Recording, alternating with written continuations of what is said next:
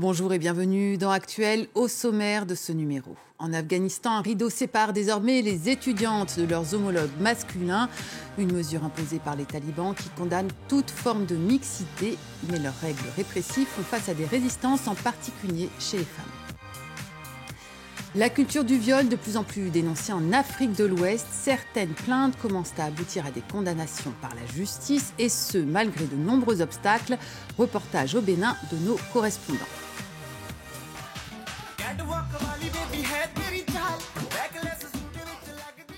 Enfin, la danse Bollywood est sa passion. Elle en a fait son métier, au grand dam de sa famille qui lui avait choisi un mari au Pakistan. L'histoire de notre invité Afshi Rani a suscité un énorme écho auprès de jeunes Français biculturels. Entretien à suivre.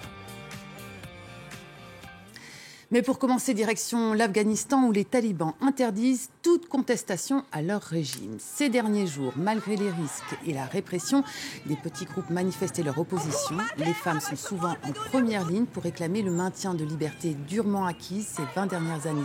Le droit de se déplacer seul, de faire du sport, de travailler, de participer à la vie publique. Mais pour les nouveaux maîtres de Kaboul, c'est le modèle de la charia et de la domination masculine qui s'impose.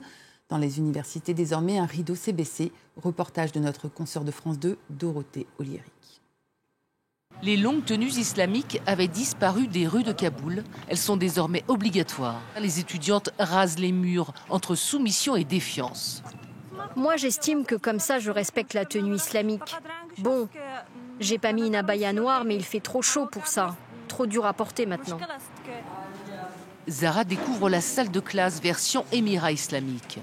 Un rideau installé à la va-vite sépare les filles des garçons. Avant, on était ensemble pour étudier. On était camarades. Et là, ce rideau, ça met une pression horrible. Mais on n'a pas le choix. Ils sont en 4e année de sciences politiques. Personne ici n'approuve ces changements.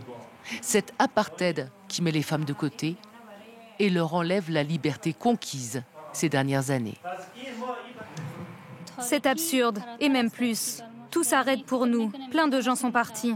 Je me sens seule et désespérée.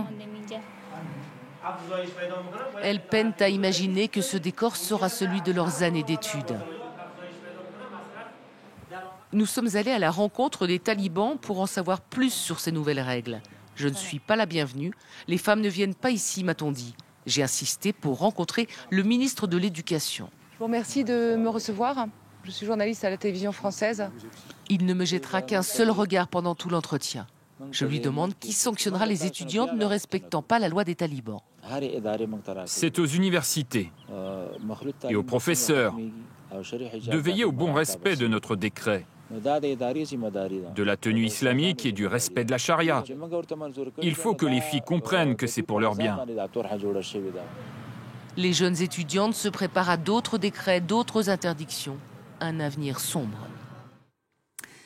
Peu à peu, la honte change de camp en Afrique de l'Ouest. Ainsi, un animateur télé ivoirien a été condamné à 12 mois de prison avec sursis pour apologie du viol. Il avait invité dans son émission un homme à montrer comment il s'attaquait aux femmes. Quant au Bénin, pour la première fois, une condamnation pour harcèlement sexuel dans le monde du travail a été prononcée en juin. Des victimes osent peu à peu dénoncer leurs agresseurs, bravant les interdits sociaux et les obstacles de la justice.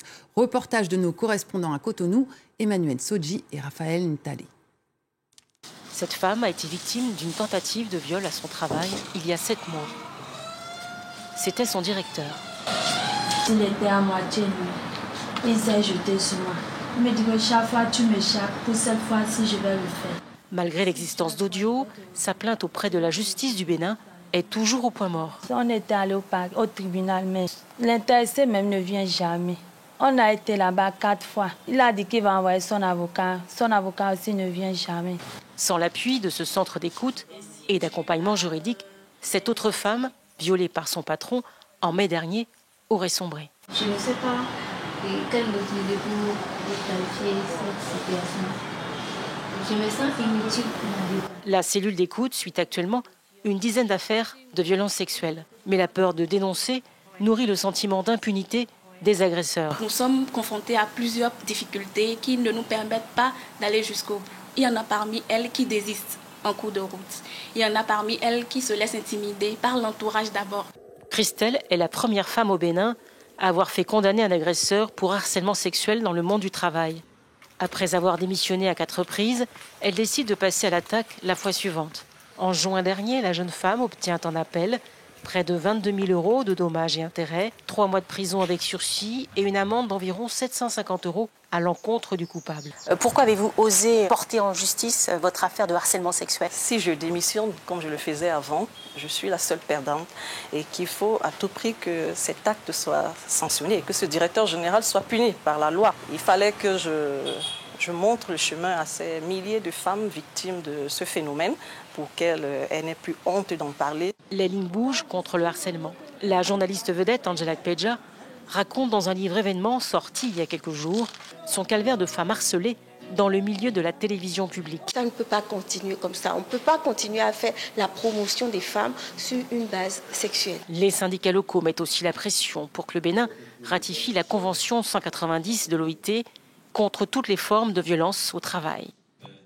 Comment divorcer d'un mariage arrangé? Comment vivre de sa passion, la danse, malgré l'opposition de sa famille? Comment s'émanciper de la vision patriarcale de ses parents tout en rendant hommage à leur culture? Afshirani, bonjour. Bonjour Virginie. Merci beaucoup d'être avec nous. Alors ces questions, vous y avez été confrontés et vos confidences et vos chorégraphies ont eu beaucoup de retentissement sur les réseaux sociaux. On va en parler, mais d'abord un extrait d'une de ces vidéos qui a été vue près de 3 millions de fois. Regardez. Oui.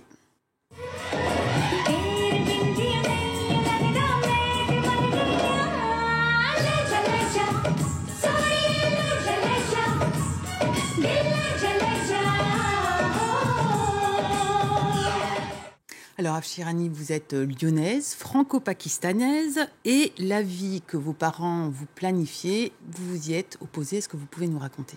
Oui, bien sûr. En fait, c'est exactement ça. On a une culture très, très forte, très puissante du côté Pakistan. Et du coup, c'est vrai que mes parents ont cette envie de conserver à 100% leur culture et les coutumes de chez nous, donc de chez eux en l'occurrence. Et c'est vrai que du coup, pour nous, enfants d'immigrés, c'est un peu compliqué à voir que d'un seul côté, parce qu'on grandit dans ce côté-là aussi, dans le côté européen, dans le côté français. Et du coup, ça devient un peu compliqué de mélanger les deux.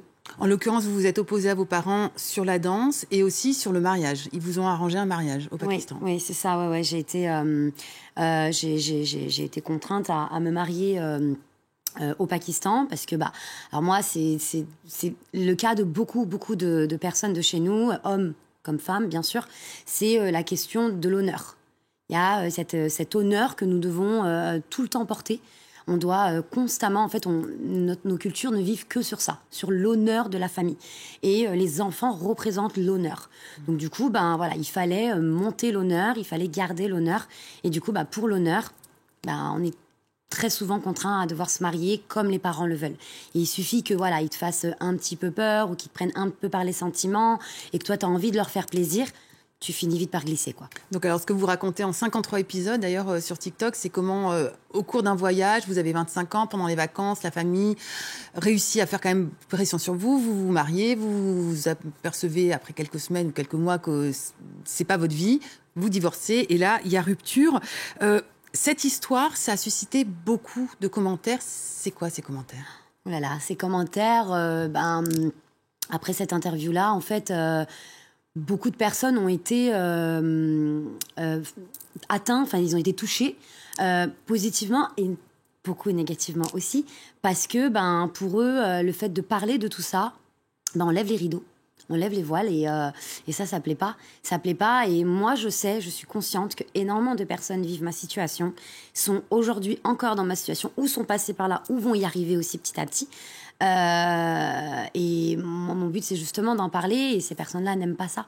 N'aiment pas ça parce qu'il ne faut surtout pas parler mal d'une culture. Il ne faut, malgré qu'on puisse aimer notre culture, il faut pas parler des dérives de la culture parce que sinon on la dénigre. Mais bon. Et vous l'aimez cette culture puisque vous faites aussi des traductions justement de chansons de Bollywood. Pour revenir quand même sur ces réactions aussi positives que ça a suscité, il y a eu pas mal de femmes en particulier ou de jeunes femmes qui se sont adressées à vous pour dire comment tu as fait, explique-nous comment tu as eu la force de divorcer et de rompre avec ta famille. Exactement. Vraiment, j'ai reçu une énorme vague de questionnements en me disant mais comment t'as fait en fait ?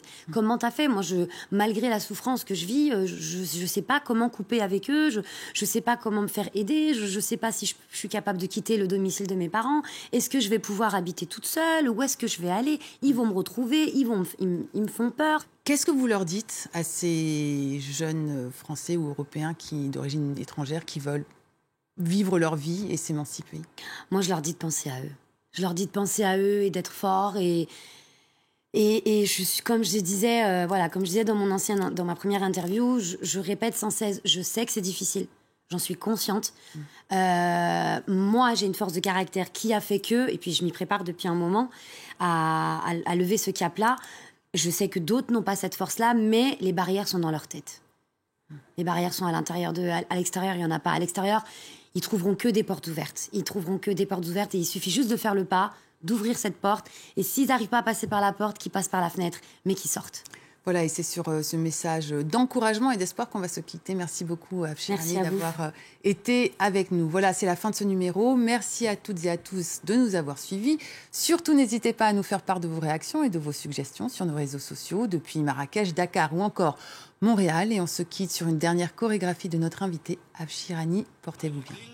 रखना डोली सजा के रखना लेने तुझे ओ गोरी आएंगे तेरे सजना मेहंदी लगा के रखना डोली सजा के रखना ओ